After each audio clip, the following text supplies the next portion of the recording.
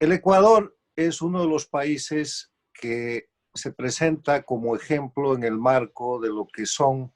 las dos Américas en este siglo, la América democrática y la América dictatorial. Ustedes saben que yo sostengo que el siglo XXI en las Américas está marcado por la irrupción del castrochavismo, socialismo del siglo XXI, que empezó como movimiento ALBA bolivariano y que nace con la alianza de Chávez con Castro, que permite reactualizar y revitalizar la dictadura castrista, que con todo su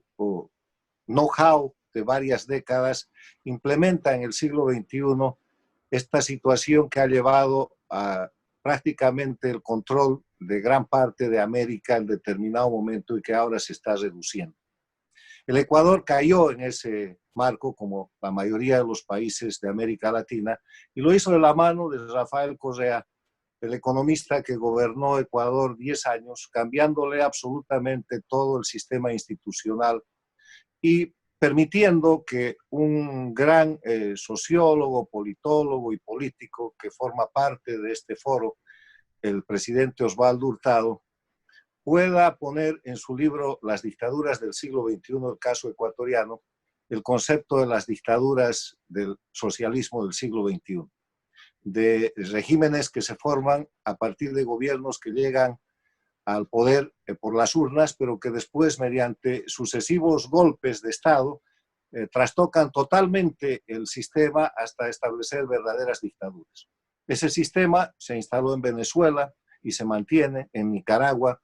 en Bolivia con Evo Morales, en el Ecuador con Correa, se amplió con el control del Petrocaribe a Centroamérica y el Caribe y tocó la Argentina con los Kirchner, el Brasil con el Partido de los Trabajadores, Lula y Rousseff, el Paraguay y casi toda la región, y controló la Organización de Estados Americanos también durante 10 años con la gestión del secretario Insulza. En ese marco, cuando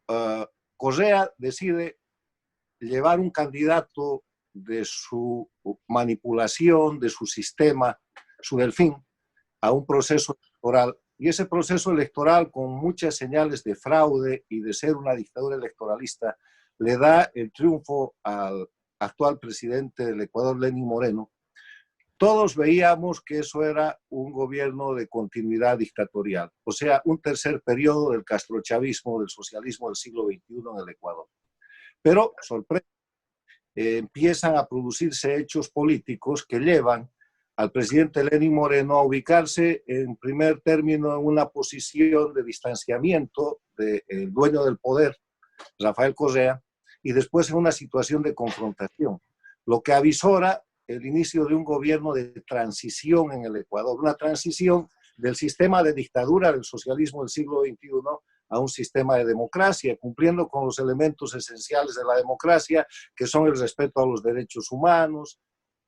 el acceso al poder y su ejercicio de acuerdo al Estado de Derecho, cumplimiento de la ley, la división e independencia de poderes, elecciones libres, justas y limpias, basadas en el voto universal y secreto, y la libre organización política.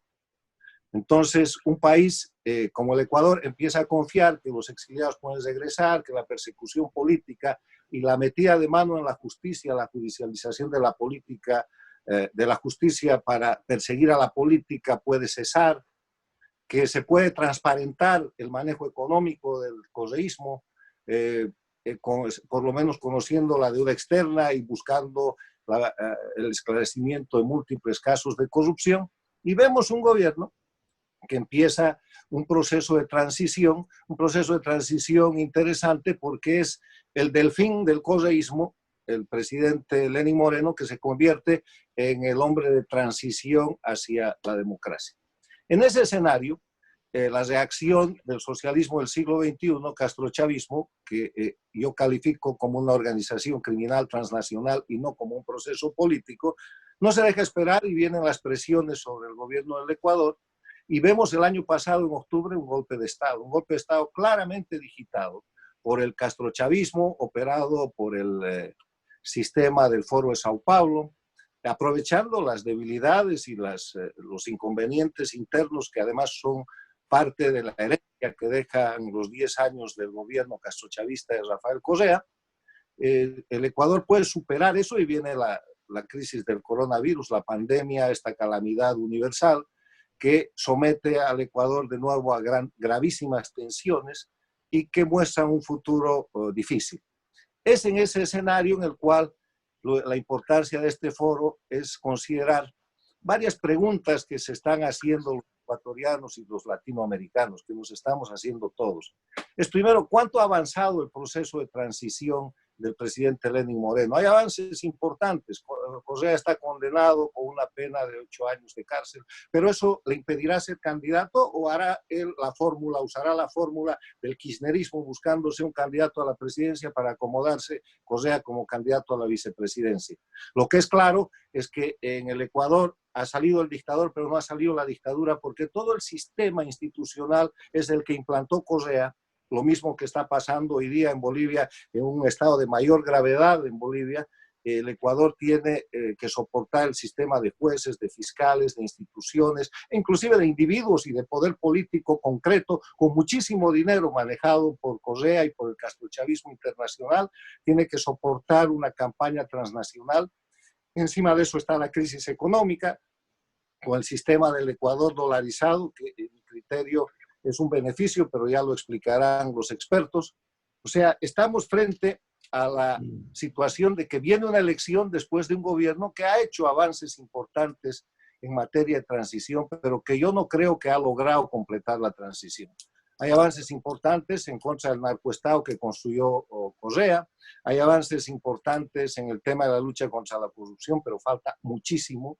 Hay avances importantes en materia económica, pero hay una agenda por cumplir y viene un proceso electoral en el cual la presencia de las dictaduras del castrochavismo, el socialismo del siglo XXI en el Ecuador es fundamental porque van a actuar, están actuando, tienen poder político, tienen dinero y son una amenaza para esta naciente democracia en el Ecuador. Esos son los temas y los latinoamericanos, los americanos seguimos con mucho interés el tema del Ecuador por este proceso histórico tan importante y porque sobre todo mirando lo que pasa en Bolivia, donde salió el dictador pero no la dictadura, el Ecuador está unos pasos más adelante y puede servir de modelo para Bolivia, para Venezuela, para Nicaragua, para la propia Cuba en los procesos de liberación que ahora se llevan adelante para seguir una recuperación de la libertad y la democracia que todos aspiramos se pueda conseguir a la brevedad posible. Muchas gracias.